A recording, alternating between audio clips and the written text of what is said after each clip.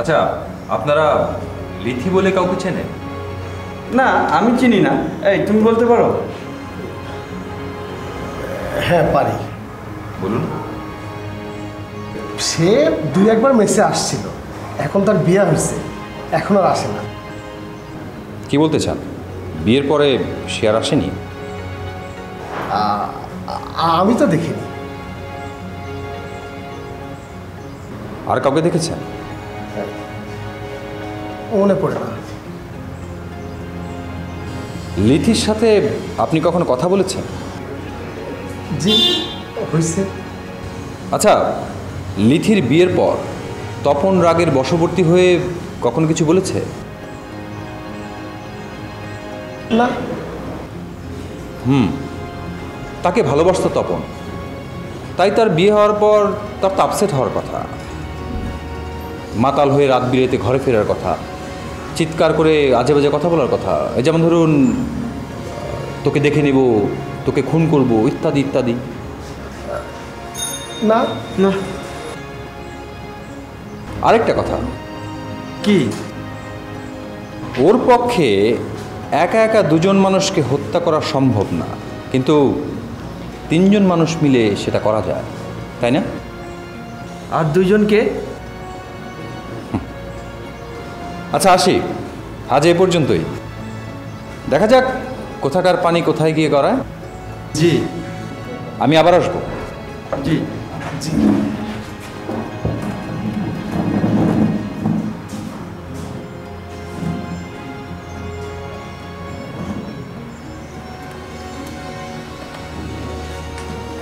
তিনজন মিল্লা খুন মানে বুঝছো? আমি, তুমি আর তপন। ডরাইছো? আরে না। হ। আরে কইলাম তো না। আরে তুমিও ঘামতাছো, আমিও ঘামতাছি। এই শোন, তখন ভাইরে এই সমস্ত বিষয়ে কোনো কথা বলার দরকার নেই। সেই ভালো, হুদাই তারি পেরেশানের মধ্যে ফেলায় লাভ নেই। এমনি বেচারা তার বাপটারে লইয়া ফাপড়ে আসছে। হ্যাঁ। আর হলো ওইসব বইলা পুলিশ আমগরে ফাপড় দিল। আমরা কিছুর সাথে ছিলাম না, এখনো নাই। হ। আর তপন কি করছে তাড়াতাড়ি বুঝো।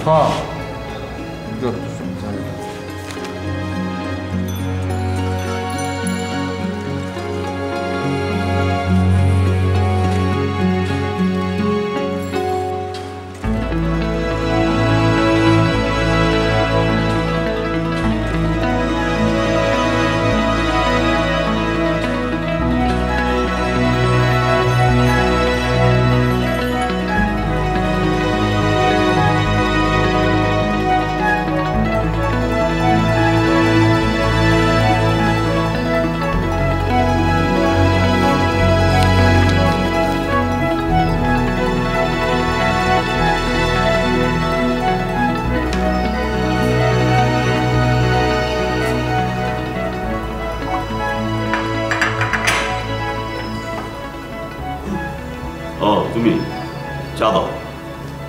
নিষেধ আছে। যাও নিয়ে এসো। সরি। আমিও সরি। কি জন্য? You are fired. বাংলায় কোন? সরি। ওকে। আরে দাঁড়িয়ে আছো কেন? যাও। দুধটা শেষ করেন। তোমার হুকুম? যে না, দাদির হুকুম। আমি কারো হুকুম মানি না। দাদি।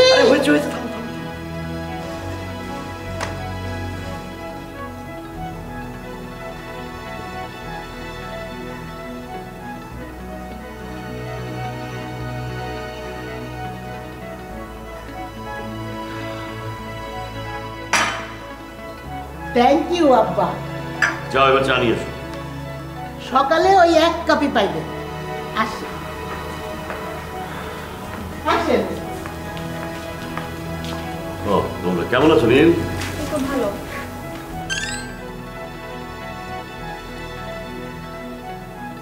Excuse me.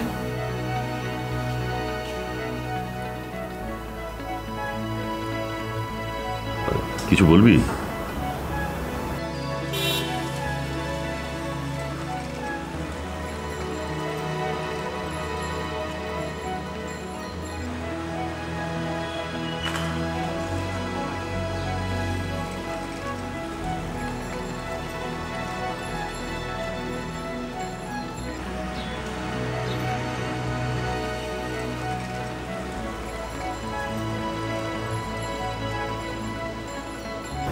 শোনো, তুমি ওকে ডেকে জিজ্ঞেস করো কথাটা। কি জিজ্ঞেস করব? জিজ্ঞেস করবে কার গাড়ি থেকে নামলো আর এখন টেক্সটটা কার এলো। না, কিন্তু এটা কি খুব শোভন দেখাবে? আশ্চর্য, তুমি ওর গার্ডিয়ান। আচ্ছা ঠিক আছে, দেখছি। ব্যাপারটা কিন্তু হালকা করে নিও না। তোর দুর্ভাবনার কোনো কারণ আছে? আছে। ওই গাড়িটা কার?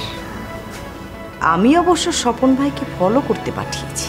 হ্যাঁ, তাই নাকি? হ্যাঁ তাই। তাহলে ওকে জিজ্ঞেস কর। তুমি একটা ফোন দাও।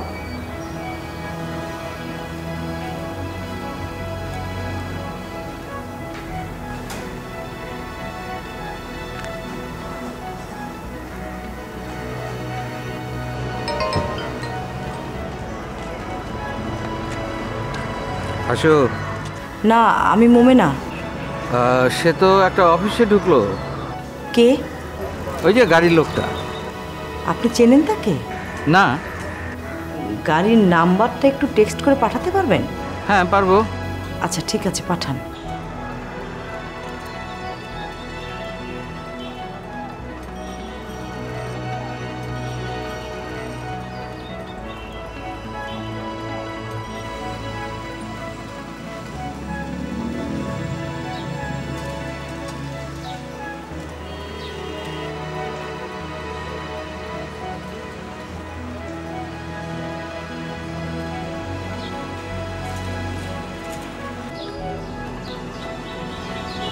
কে?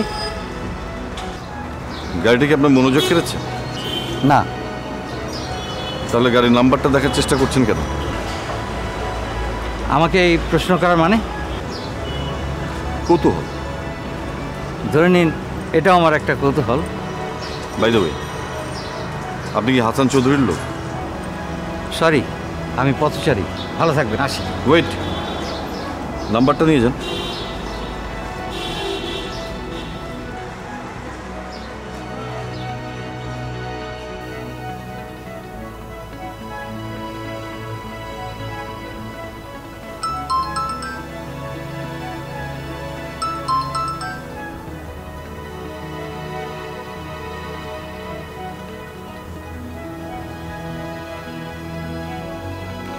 আমার ধারণা সঠিক।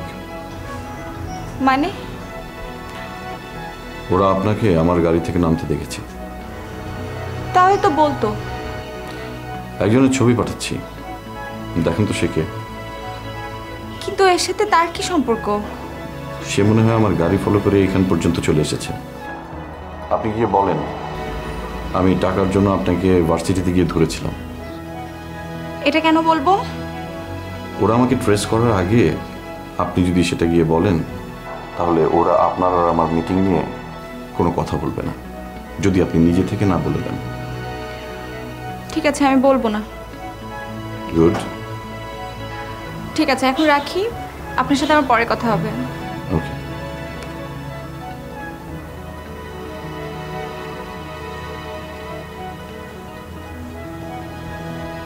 কিছু বলবেন? ভাইজান তোমার সাথে কথা বলবে, এদিকে এসো। আসছি।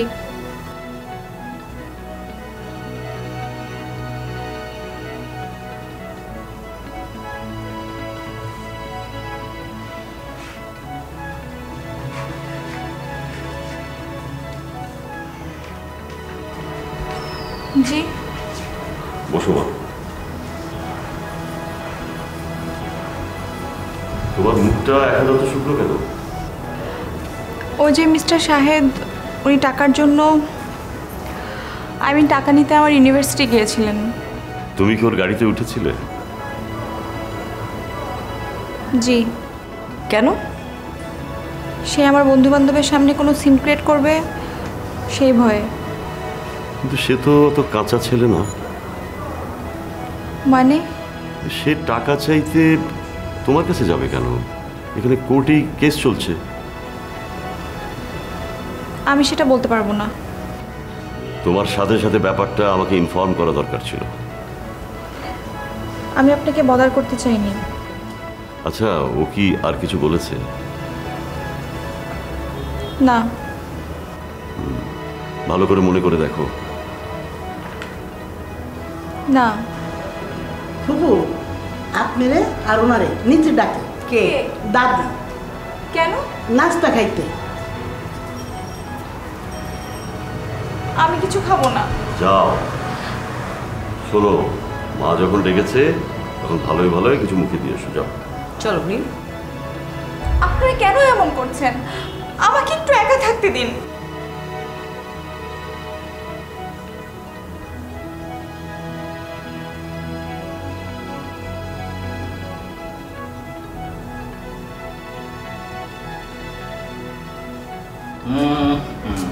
ও স্বপন, এসেছিস?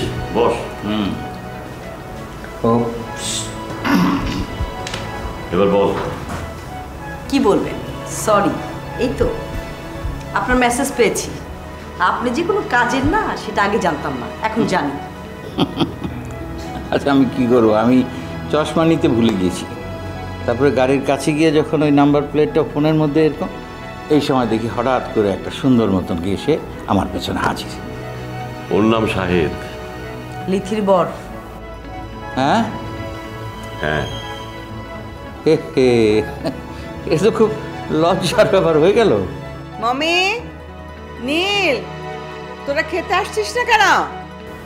এই এই যা তো, কিছু খেয়ে মাকে ঠান্ডা কর, আর আমি মাথাটা ঠান্ডা করে একটু ভাবি। আমি ওকে নিচে নিয়ে যাচ্ছি, তোমরা দুজন বিষয়টা নিয়ে আলোচনা করো। আমার মনে হয় তোমার ধারণাই সঠিক। কি? ও টাকা চাইতে আসেনি। হুম। দাঁড়াও, ওকে আমি নিচে নিয়ে যাই, তারপর তোমরা দুজন কথা বলো।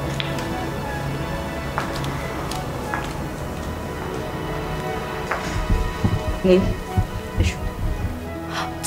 বললাম তো আমি খাবো না। আচ্ছা ঠিক আছে, খেও না, একটু নাড়াচাড়া করো, টেবিলে বসে এসো তো। আমাকে একটু একা থাকতে দিন। এসো।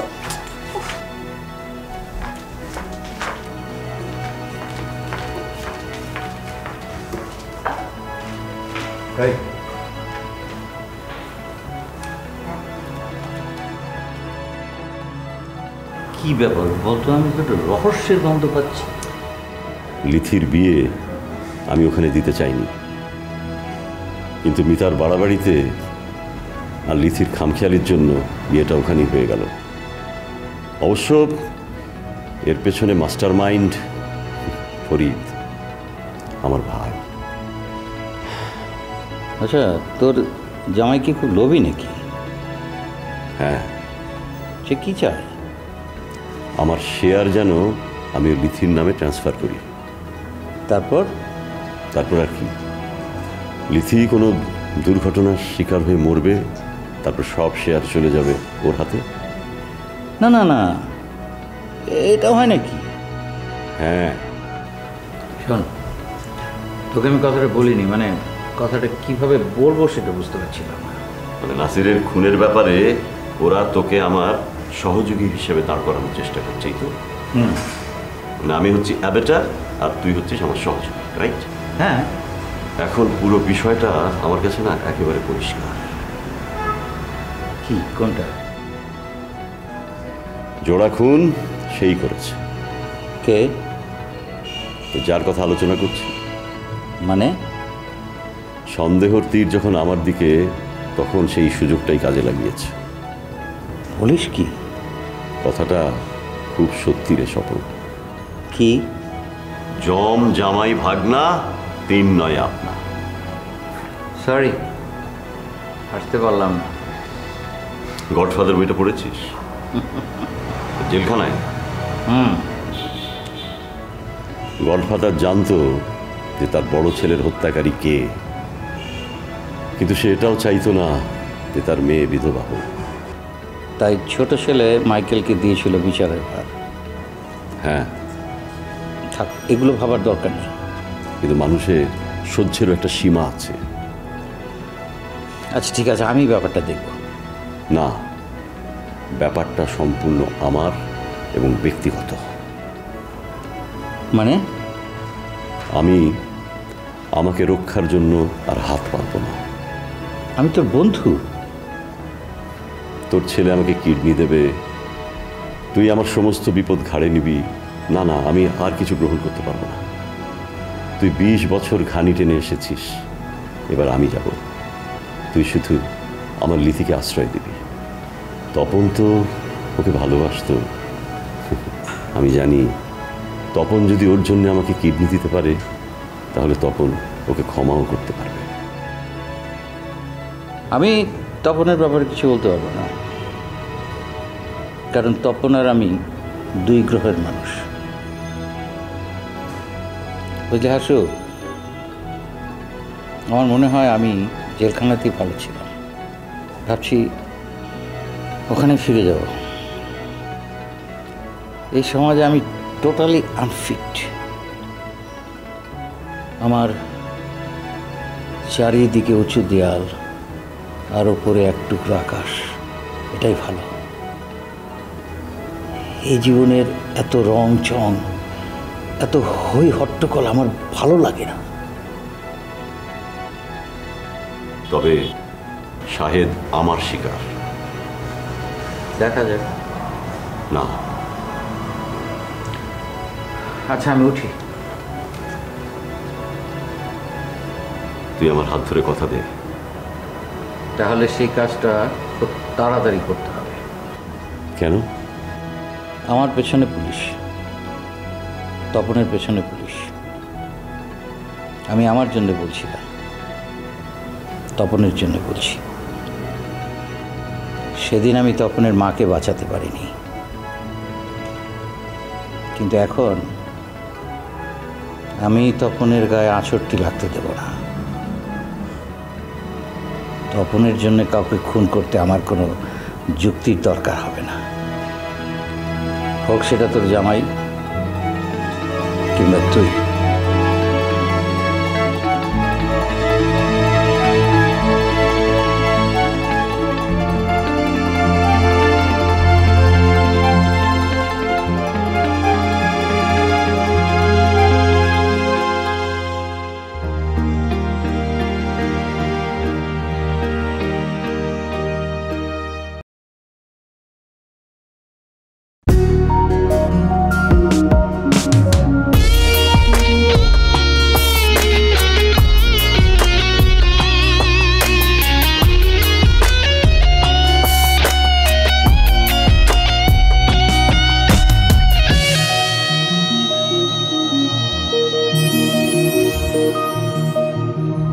ভালোবাসা তুমি কোথায় থাকো,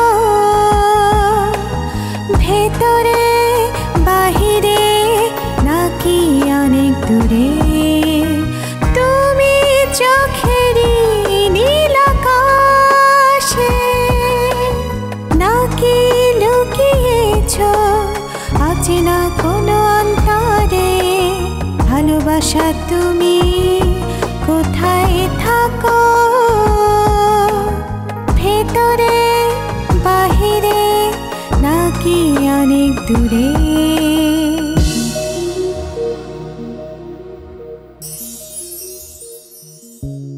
খুঁজি স্বপ্ন ছোঁয়া মনে, ইচ্ছে রঙে উদাসী বিকেলে, লাজুক শিহরণ ভালোবাসা ক্ষণে, রঙিন প্রজাপতি সুখেরই স্বপ্নে রে। ভালোবাসা তুমি কোথায় থাকো, ভেতরে বাহিরে নাকি অনেক দূরে?